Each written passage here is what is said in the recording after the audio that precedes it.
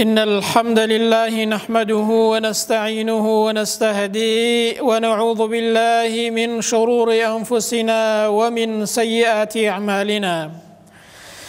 أشهد أن لا إله إلا الله وحده لا شريك له، وأشهد أن محمدا عبده ورسوله. اللهم صل على محمد وعلى آل محمد كما صليت على إبراهيم وعلى آل إبراهيم في العالمين إنك حميد مجيد. أيها الناس، أوصيكم ونفسي أولا بتقوى الله وطاعته وكثرة مخافته ولزوم أوامره واجتناب عما نهى عنه الله. قال تعالى في كتابه العزيز: يا أيها الذين آمنوا اتقوا الله حق تقاته ولا تموتن إلا وأنتم مسلمون. أما بعد، فإن أصدق الحديث كتاب الله، وخير الهدي هدي محمد صلى الله عليه وسلم، وشر الأمور محدثاتها، وكل محدثة بدعة، وكل بدعة ضلالة، وكل ضلالة في النار. أما بعد، خوايا برحمي خوت بمهرباني خوت يا رحمن ويا رحيم، بخاطرنا وجوان وصفة برزكاني خوت دامزراومان كي لسرديني خوت هتا وكو دقين وخزمتي تو. خوايا برحمي خوت رحمان بيبكي وتوفيق وهدايتي خوت من بوزياد كي. بێگومان هەر کەسێک لەو دنیاەدا لەگەڵ خوای پەروەردگار بێت، پشتی بە خوای پەروەردگار قایم بێت، لە خوای پەروەردگار نزیک بێت، خوای پەروەردگاریش لەگەڵ ئەو کەسەدا دەبێت. خوای پەروەردگاریش هاوکاری و پشت و پەنای ئەو کەسە دەبێت و تەوفیقی دەدات. بێگومان هەر کەسێکیش خوای پەروەردگار لەگەڵیدا بێت، هیچ کەسێک و هیچ هێزێک بەسەریدا زاڵ نابێت، چونکە لەگەڵ کەسێکدایە، چونکە پشتی بە کەسێک قایمە کە لە هەموو کەسێک ئەو کەسە بەهێزترە.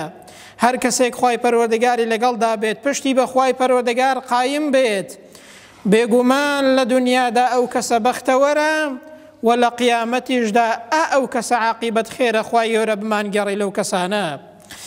بەڵام بێگومان لەگەڵدابوونی خوای پەروەردگار و هاوکاری و پشت و پەنا و تەوفیقاتی خدای پەروەردگاریش بەپێی چەند یاسایەکە و بەپێی چەند هۆکارێکە کە خوای پەروەردگار بۆمانی داناوە و دەستنیشانی کردووە. چونکە کارەکانی خوای پەروەردگار هەمووی بەپێی یاسا بەڕێوە دەچن، بەپێی یاسا خوای پەروەردگار ئەو گەردونە بەڕێوە دەبات. دەبێت ئێمەش خۆمان شارەزاکەین لە یاساکانی خوای پەروەردگار، بۆ ئەوەی بتوانین لە خوای پەروەردگار نزیک کەوینەوە، بۆ ئەوەی بتوانین لە تەوفیقاتی خدای پەروەردگار و هیدایەت و ڕێنمونی خوای گەورە نزیک بین. بۆیە بە کورتی دەڵێن هۆکارەکانی هاوکاری خوا بۆ بەندەکانی، ئەو هۆکارانە چین کەوا دەکەن خوای پەروەردگار هاوکارمان بێت، پشت و پەنامان بێت، تەوفیق و هیدایەتمان دات. یەکەمین لە هۆکارەکانی هاوکاری خوای پەروەردگار بۆ بەندەکان بریتیە لە سەرقاڵبوون بە ئەنجامدانی کاری چاکە، کارێک کە لە شەرعدا پەسەندە، کارێک کە لە شەرعدا ڕەوایە و فەرمانی خدا و پێغەمبەری لەسەرە صلی الله عليه وسلم. لە فەرمایشتی صحیحدا پێغەمبەر دەفەرمێ صلی الله عليه وسلم: إذا أراد الله بعبد خيرا استعمله. پێغەمبەر فەرمووی ئەگەر خوای پەروەردگار ئیرادەی خێری بە هەر کەسێک هەبوو، ئەو کەسە بەکار دێنێت. جا هاوڵان فەرموویان: قيل يا رسول الله صلى الله عليه وسلم كيف يستعمله؟ جائی پێغەمبەری خوای پەروەردگار چۆن ئەو کەسە بەکار دێنێت؟ پێغەمبەر فەرمووی صلى الله عليه وسلم: يوفقه لعمل صالح قبل موته. خوای پەروەردگار تەوفیقی دەدات، ڕێنمونی دەکات بۆ کاری چاکە پێش ئەوەی کە بمرێت، کە بێگومان تەوفیقاتی خوای پەروەردگاریش هەر لە گۆترە نییە. دیارە ئەو کەسە خۆی ڕووی لە خوای پەروەردگارە، ئەو کەسە خۆی ڕووی لە هیدایەتی خدای پەروەردگارە، بۆیە خوای گەورەش ئەو کەسە موافق دەکات پێش مردنی کە دەستی لە کاری چاکەدا بێت و کاری چاکەت بکات خۆی گەورە بمانگەڕی لەو جۆرە کەسانە. جا بێگومان ئیرادەی خی پەروەردگاریش هەروە لە گۆترە نییە. خی گەورە ئیرادەی خێری بە هەر کەسێک هەبوو ئەو کەسە بەکار دێنێت پێش مردنی دەستی لە کاری چاکەدا دەبێت. یەکێک لە هۆکارەکانی هاوکاری و تەوفیقاتی خدای پەروەردگار بریتیە لەوە کە ئینسان خۆی سەرقاڵ کات بە کاری چاکەوە و لە کاری خراپە دوورکەوێتەوە. دووهەم لە هۆکارەکانی هاوکاری خی پەروەردگار بۆ بەندەکان بریتیە لە بەدەست هێنانی زانست و زانیاری شەرعی، بریتیە لە خۆ سەرقاڵکردن خۆ خەریککردن بە بەدەست هێنانی زانست و زانیاری شەرعی، بەڵام زانستێک زانیاریەک کە عملی لەگەڵدا بێت و ئینسان کاری پێ بکات. پێغەمبەر دەفەرمێ صلی الله عليه وسلم لە فەرمایشتی صحیحدا: من يريد الله به خيرا يفقهه في الدين. خوای گەورە ئیرادەی خێری بە هەر کەسێک هەبێت، ئەو کەسە شیاوی ئەوە بێت خوا ئیرادەی خێری پێ هەبێت. پێغەمبەر دەفەرمێ خوای گەورە ئەو کەسە شارەزا دەکات لە دین، شارەزاییە کە عملی لەگەڵدا بێ ئینسان کاری پێ بکات. ئەنجا پێغەمبەر لە فەرمایشتێکی دیکەدا دەفەرمێ: من سەلەکە طەریقا یلتەمیس فیه علما. هەر کەسێک ڕێگایەک بگرێتە بەر بە ڕێگایەکدا بڕوات بۆ ئەوەی کە علم و زانست و زانیاری شەرعی فێر بێت، بۆ ئەوەی کە لە دین شارەزا بێت. پێغەمبەر دەفەرمێ: سهل الله له طەریقا إلى الجنة. خوای پەروەردگاریش لەو ڕێگایەوە کە ئینسان دەچێت علم و زانیاری فێر بێت بەرەو علمی شەرعی دەڕوات، خوای گەورەش ڕێگای چوونە بەهەشت بۆ ئەو کەسە ئاسان دەکات. چ لەوە گەورەتر هەیە ئەی ئینسان، ئەی مسلمان، ئەی گەنج، بچی خەریکی علمی شەرعی بی، خەریکی فێری زانست و زانیاری بە سوود بی، خۆت لە دینی خوای پەروەردگار شارەزاکەی، لە دنیادا بەرچاوڕوون دەبی، لە قیامەتیشدا خوای گەورە لێت ڕازی دەبێت، دەرگایەکە لێەوە دەچێت بەهەشتی خوای پەروەردگار. دەی ئەوە هاوکاری خوای پەروەردگارە، چاکەی خوای گەورەیە. ئەگەر ئێمە ئاوا بین، خوای پەروەردگاریش تەوفیق و هیدایەتمان زیاتر دەدات و ڕێگای چوونە بەهەشتمان چاکتر بۆ ئاسان دەکات. سێهەم لە هۆکارەکانی هاوکاری خوای پەروەردگار بۆ بەندەکان بریتیە لە دەعوە و بانگەواز لە پێناوی خوای پەروەردگاردا، بریتیە لە ڕاگەاندنی دینی خدای پەروەردگار، لە بڵاوکردنەوەی کارە چاکەکان، لە بڵاوکردنەوەی دینی خدای پەروەردگار، لە بەرچاوڕوونکردنی خەڵک، لە بەرچاوڕوونکردنی خەڵک لە کاری چاکەدا، بریتیە لە بڵاوکردنەوەی کاری خێر. ئەوەش دەبێتە مایەی هیدایەت و مایەی تەوفیقاتی خوای گەورە. ئەو کەسەی بانگەواز دەکات بۆ لای خوای گەورە، جوانترین قسەی ئەو کەسەیە. خوا دەفەرمێت: ومن ئەحسن قەولا. قسەی کێ لە هی ئەو کەسە جوانترە، چاکترە، ڕێک و پێکترە، ممن دعا إلى الله. ئەو کەسەی کە بانگەواز بۆ لای خوای پەروەردگار دەکات. ئەنجا هەر ئەوەندەش نا ئینسان تەنها خۆی بانگەواز کات، بەڵکو وعمل صالحا، کار و کردەوەی چاکەشی لەگەڵدا دەکات. ممن دعا إلى الله وعمل صالحا وقال إنني من المسلمين.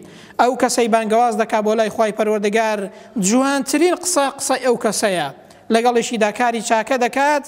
ئەنجا شاهیدی دەدا کە یەکێکە لە مسلمانان و ئەنجا شانازی بە مسلمانەتی خۆیەوە دەکات. قسەی ئەو کەسە خوا دەفەرمێ لە قسەی هەموو کەسێک جوانتر و چاکترە. پێغەمبەر صلی الله عليه وسلم بزانت چه دوعایەکی جوان دەکات، چه دوعایەکی چاک دەکات بۆ ئەو کەسەی کە دینی خدای پەروەردگار ڕادەگەیەنێت، بۆ ئەو کەسەی کە کارە چاکەکان بڵاو دەکاتەوە، فەرمایشتێک بڵاو دەکاتەوە. نظر الله امرأ سمع منا حديثا فبلغه. پێغەمبەر دەفەرمێ صلی الله عليه وسلم لە فەرمایشتی صحیحە، ڕووی ئەو کەسە سپی و درەوشاوە و جوان بێت، سمع منا حديثا کە فەرمایشتێک دەبیستێت، فەرمایشتێکی پێغەمبەر صلی الله عليه وسلم، ئەنجا لە دوای بیستنی فبلغه دەیگەیەنێتە غەیری خۆی، یاخود بڵاوی دەکاتەوە بۆ ئەوەی کە خەڵک بیخوێنێتەوە بیبینێت. پێغەمبەر صلی الله عليه وسلم دەفەرمێ ڕووی ئەو کەسە درەوشاوە بێت، ڕووی ئەو کەسە جوان بێت، ڕووی ئەو کەسە سپی بێت کە فەرمایشتێکی پێغەمبەر دەبیستێت، دوایی ئەو فەرمایشتە بڵاو دەکاتەوە. مامۆستایەک دەگێڕێتەوە کە پیاو چاکێک خەون بە شێخ عەبدولعەزیز بن بازەوە دەبیستێت، دەبینێت کە یەکێکە لە زانا پایەدارەکان و زانا چاکەکان دەفەرمێ ئەو پیاوە لە خەودا بە شێخ عەبدولعەزیز بن باز دەڵێت یا شێخ ڕێنمونیم بکەم چ کارێک زۆر باشە کە بیکەم کارێکی زۆر چاکم پێ بڵێ. دەفەرمێ ئەو پیاوە بینی کە شێخ لە خەودا ئاوا دەستی بەرز کردوتەوە و هەتاوەکو ون دەبێت لەو کەسە هەر پێی دەڵێ ئەگەر پێت دەکرێت بانگەواز لە پێناوی خوای پەروەردگاردا بکە، دینی خوای پەروەردگار ڕابگەێنە. خەڵک فێری چاکەکە بانگەواز کە لە پێناوی خوای پەروەردگاردا ئەوە باشترین کارە کە خەون موژدەیەکی خۆشە بۆ ئینسانی مسلمان، موژدە و مبەشەڕەیەکی خۆشە، ئینسان پێی دڵخۆش دەبێت. بۆیە پێی دەڵێ بانگەواز کە لە پێناوی خوای پەروەردگاردا برم. فەرمایی شتێک بڵاوکەوە، ئاەتێک بڵاوکەوە ڕای بگەێنە پێغەمبەر صلی الله علیه وسلم دوعای بۆ کردووی. کاکە پێت عیبە ئاەتێک بڵاوکەیەوە، فەرمایی شتێکی پێغەمبەر بڵاوکەیەوە صلی الله علیه وسلم، وتارێک و قسەیەکی باش بڵاوکەیەوە. خەڵک هەیە خوا پەناماندا قسەی خراپ بڵاو دەکاتەوە، کاری خراپە بڵاو دەکاتەوە، گۆرانی و تەپڵ و توزەلە و شایی و هەڵپەڕکێ بڵاو دەکاتەوە، شەرم ناکات. ئەدی تۆ پێت شەرمە کە ئاەت و حەدیثێک بڵاوکەیەوە، فەرمایی شتێک ڕابگەێنی، کارێکی چاکە بڵاوکەیەوە، وتارێک بڵاوکەیەوە. دەی بزانە گوێ لە پێغەمبەر بگرە صلی الله علیه وسلم، بزانە چه فەزڵ و پاداشت و گەورەیەک بۆ ئەو کەسە هەیە کە خەڵک فێری چاکە دەکات، کە فەرمایی شتێک و ئاەتێک بڵاو دەکاتەوە، کارێکی چاکە بڵاو دەکاتەوە کە خەڵک فێری چاکە دەکات. گوێ بگرە ئەی موسڵمان، ئەی ئینسان، ئەی گەنج، ئەو فەرمایشتە کە دەیخوێنینەوە فەرمایشتێکە صەحیحە، بزانە چ موژدەیەکی گەورەیە بۆ ئینسانی موسڵمان. پێغەمبەر صلی الله علیه وسلم دەفەرمێت ئین الله ومەلائیکەتەه، خوای پەروەردگار ڕەحمەت و بەرەکەتی خۆی دادەبارێنێ بۆ سەر ئەو کەسەی کە خەڵک فێری چاکە دەکات.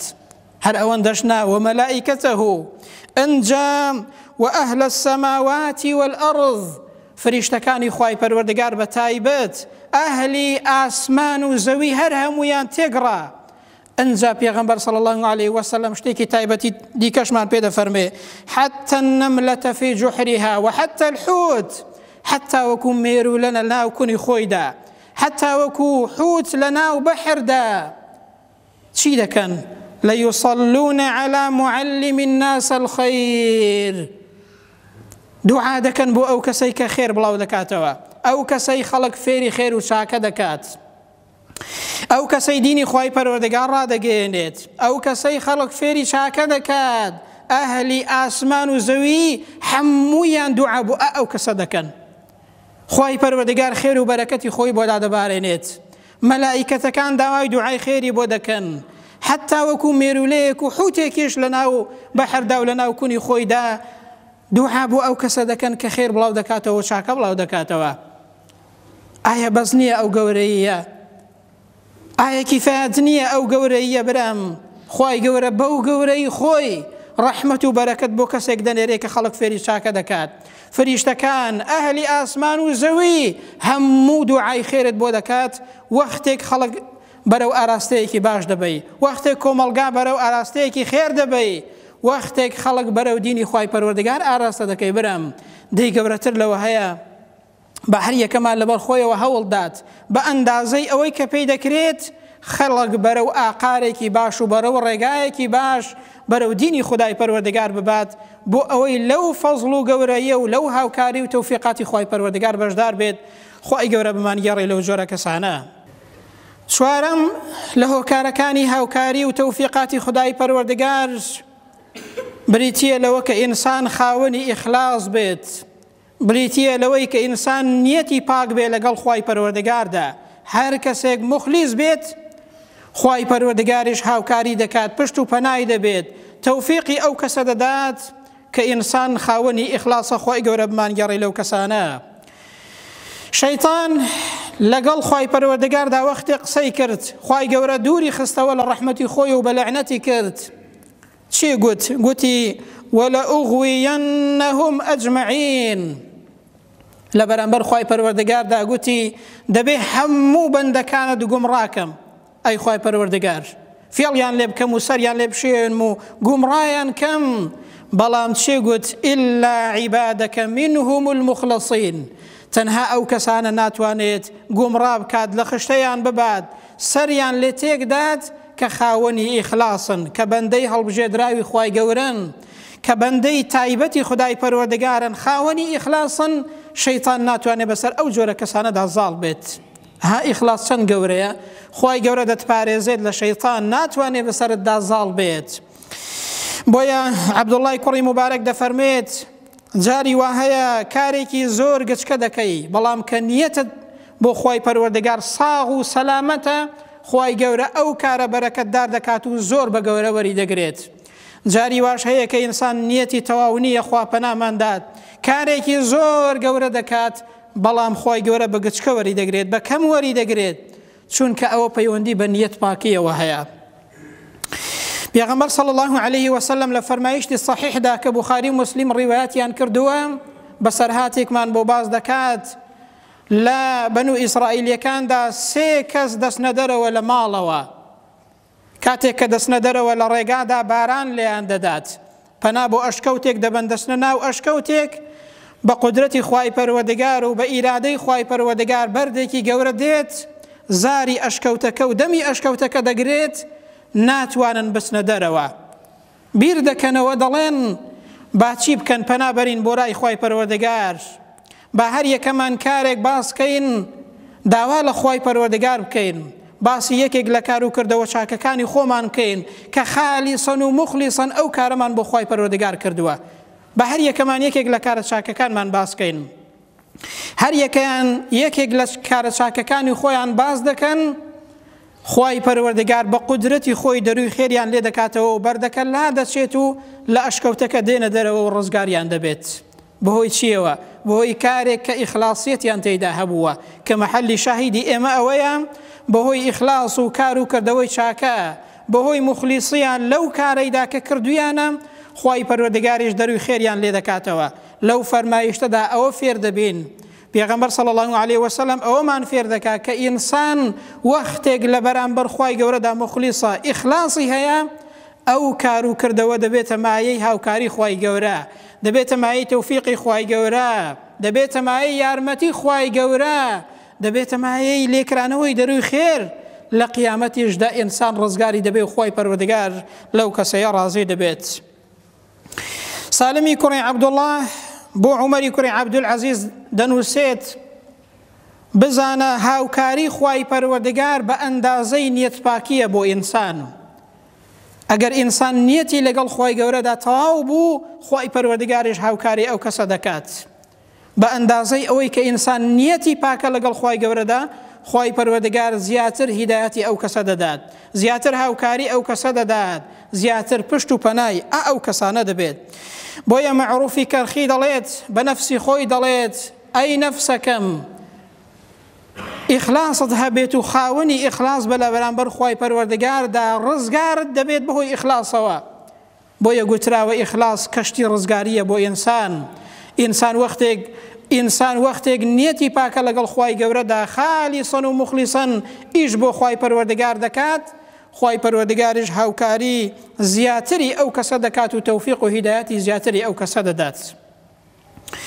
ئەنجا پێنجەم لە هۆکارەکانی هاوکاری و تەوفیقاتی خوای پەروەردگار بۆ بەندەکان بریتیە لە ئیستیقامەت و دامەزراوی لەسەر دینی خوای پەروەردگار هەتا وەکو ئینسان دەمرێت ئینسان دڵی دامەزراو بێت زمانی دامەزراو بێت ئەندامەکانی دامەزراو بن بیر و باوەڕەکە لەسەر بیر و باوەڕەکەت دامەزراو بی لەسەر مەبدەئت دامەزراو بی هەر ڕۆژە و ڕوود لە شتێک نەبێت هەر ڕۆژە و ڕوود لە لایەک نەبێت هەر ڕۆژە و ڕوود لە خراپەیەک نەبێت لەسەر بیر و باوەڕ و عەقیدەکەت دامەزراو بی خوای گەورە هاوکاری ئەو کەسانە دەکات تەوفیقیان دەدات زیاتر دەیان خاتە سەر ڕێگای ڕاست.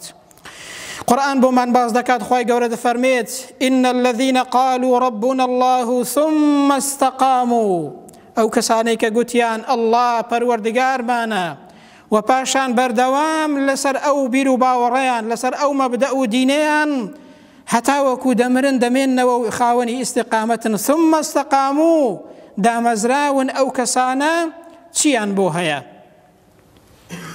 تتنزل عليهم الملائكة فریشتەکان دادەبەزن بۆ لایەن ئەللا تەخافوا ولا تەحزەنوا، پێیان دەڵێن کاکە خەمبار مەبن مەترسن، وأبشروا بالجنة التي كنتم توعدون، ومجدشان پێدەدەن پێیان دەڵێن مژدەتان لێبێ بەو بەهەشتەی کە پەیمانتان پێدرابوو لە دنیادا. کەی ئەو مژدەیە بە ئینسان دەدەن، کەی ئەو فریشتانە دێن؟ وەکیع دەفەرمێت لە سێ شوێندا ئەو فریشتانە دێنە لای ئەو کەسەیە و ئەو مژدە خۆشەی پێدەدەن لە سێ شوێنی زۆر حەساسدا، لە سێ کاتی زۆر گرنگدا کە هیچ شتێک دەفریاد نایێت. ئەو کەسەی خاوەنی ئیستیقامەتە ئەو فریشتانە دێن بۆ لای، لە کاتێکدا کە دەمرێ لە سەرمەرگدا دێن بۆ لای ئەو مژدەیە پێدەدەن. چەند خۆشە لە کاتی سەرمەرگدا لەو تنگانەیەدا هیچ کەسێک لە فریاد نایێت. فریشتەکانی خوای پەروەردگار دێن پێت دەڵێن ئەللا تەخافوا ولا تەحزەنوا، کاکە مەترسە و خەمبار مەبە، مژدەی بەهەشت بەو کەسەیە دەدەن. دووهەمینیان دەفەرمێ لە کاتێکدا کە لە ناو گۆڕدایە ئەو فریشتانە دێن بۆ لای و ئەو مژدە خۆشەی پێدەدەن. لە کاتێکیشدا کە زیندوو دەبێتەوە لە ڕۆژی قیامەتە ئەو فریشتانە دێن ئەو مژدە خۆشە بەو کەسەیە دەدەن. خۆی گەورە بمان گەڕێ لەو کەسانە، چ مژدەیەکی گەورەیە برام، چ گەورەیەکە مژدە لەوە خۆشتر هەیە کەسێک کە دامەزراوە لەسەر دینداری هەتا دەمرێت، لەسەر بیر و باوەڕەکەی، لەسەر مەبدەئەکەی، کار و کردەوەکانی بە شێوازێکە هەتا دەمرێت لەسەریان بەردەوامە، ئەو کەسە ئەو مژدە خۆشەی خوای پەروەردگاری بۆ هەیە. بۆ کەیە ئەو هەوکاریە؟ بۆ ئەو کەسەیە کە لەسەر دینی خودای پەروەردگاردا دامەزراوە. دەرەنجامی کۆتایی ئەو بابەتە بەڕێزان ئەوەمان پێ دەڵێت ئینسان چەندە زیاتر لە خوای پەروەردگار نزیک بێت، چەندە دەست بگرێ بەو هۆکارانەوە، چەندە چاکتر بێت لە بەرامبەری خوای پەروەردگاردا، لە بەرامبەری خەڵکدا، چەندە دینداری بەهێزتر و باشتر بێت، هاوکاری خوای پەروەردگار و تەوفیق و ڕەحمەتی خوای گەورە زیاتر دادەبارێتە سەر ئەو جۆرە کەسانە. دووهەم دەرەنجامی کۆتایی ئەو بابەتە ئەوەمان پێ دەڵێت کارەکانی خوای پەروەردگار هەمووی پڕ حیکمەتن، هەمووی بەپێی یاسا بەڕێوە دەچن. دەبێ ئێمەش هەوڵ دەین لە یاساکانی خوای پەروەردگار خۆمان شارەزاکەین، تێبگەین لە یاساکانی خوای پەروەردگار، چونکە کارەکانی خوای گەورە لە گۆترە نین. خوای گەورە لە گۆترە هاوکاری هیچ کەسێک ناکات، ڕێنمونی و تەوفیقی هیچ کەسێک نادات. دەبێ ئینسان بزانێت ئەو یاسایانەی کە خوای گەورە دایناون لەیان شارەزا بێت، ڕوودە خوای پەروەردگار کات، مسلمانی باشتر بێت، شارەزا بێت لە دینی خوای پەروەردگار، بۆ ئەوەی خوای گەورە چاکتر هیدایەتماندا، بۆ ئەوەی خوای گەورە چاکتر هاوکارمان بێت. بە ئەندازەی ئەوەی دەست بەو هۆکارانەوە دەگرین، بەو ئەندازەیەوە چاکتر خوای گەورە تەوفیقمان دەدا و هیدایەتمان دەدات و هەروەها هاوکار و پشت و پەنامان دەبێت. خوایە بە ڕەحم و بەزەی خۆت دوعا دەکەین و دەپاڕینەوە بە گەورەی خۆت یا ئەڵڵاه. خوایە پشت و پەنامان بێ و تەوفیق و هیدایەتمان دەی. خوایە بە ڕەحم و بەزەی خۆت یا ڕەحمان و یا کەریم ڕەحممان پێ بکەی. خوایە بە ڕەحم و بەزەی خۆت دامەزراومان کەی لەسەر ئەو دینە پیرۆزە هەتاوەکو دەگەینەوە خزمەتی تۆ. خوایە سەرفرازمان کەی، خوایە عاقبەت خێرمان کەی، خوایە تەوفیق و هیدایەتی خۆت بۆ سەرمان دابارێنی. یا ربی خوای گیان بمان گەڕی لەو کەسانەی کە بە ئیمانەوە دەژین و بە ئیمانەوەش دەمرن، دامەزراو دەبن لەسەر ئەو ئیمان و ئیسلامەتیان هەتاوەکو دەگەنەوە خزمەتی تۆ. یا ربی خوای گیان عاقبەت خێرمان کەی، یا ربی خوای گیان لێمان ڕازی بی، یا ربی خوای بەرچاو ڕوونمان کەی لە دینی خۆت، یا ربی خوای گیان شارەزامان کەی لە دینی خۆت، خوایە ڕێگای چوونە بەهەشتمان بۆ ئاسان کەی، خوایە تەوفیق و هیدایەتمان دەی، خوایە بە ئیمانەوە بمان ژێنی و بە ئیمانەوەش بمان برێنی. خوایە ڕوو لە تۆ دەکەین بەر لەوەی کە بمرین بگەڕینەوە بۆ لای تۆ، تەوفیق و هیدایەتمان دەی، یارمەتیمان دەی کە بگەڕینەوە بۆ لای تۆ، ئەتۆ لێمان ڕازی بی، بە ئیمانەوە بگەڕینەوە بۆ لای تۆ. یا ربی خوایە گیان شیفای نەخۆشەکانمان بنێری، خوایە هەر کەسێک ناخۆشی و ناڕەحەتی و دەردەسەری هەیە خوایە لەسەری هەلابەری، خوایە دەروی خێرمان لێ بکەیەوە، عاقبەت خێری دنیا و قیامەتمان بکەی. آمين. أقول قولي هذا وأستغفر الله لي ولكم، وبعد أعوذ بالله من الشيطان الرجيم. ربنا آتنا في الدنيا حسنة وفي الآخرة حسنة وقنا عذاب النار. اللهم آمين.